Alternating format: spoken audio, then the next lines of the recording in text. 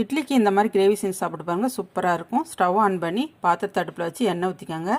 பட்டை, கிராம்பு, ஏலக்காய், கல்பாசி, பிரியாணி இலை இதெல்லாம் போட்டு பொரிஞ்ச வாட்டி 1-2 மிக்சியில் அடித்த வெங்காயம், இஞ்சி வெள்ளைப்பூண்டு இடித்தது, தக்காளி மிக்சியில் அடித்தது இதெல்லாம் போட்டு மிக்ஸ் பண்ணிடுங்க. 1/2 ஸ்பூன் ப்ளைன் மிளகாத்தூள், 1/2 ஸ்பூன் மல்லித்தூள், 1/4 ஸ்பூன் மஞ்சத்தூள் சேர்த்துக்கோங்க.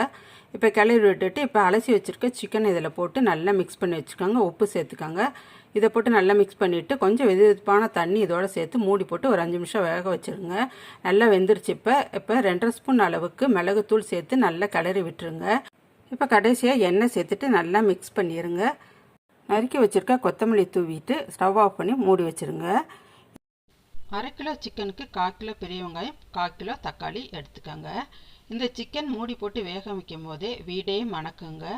இது இட்லிக்கு ரொம்ப சூப்பராக இருக்கும்.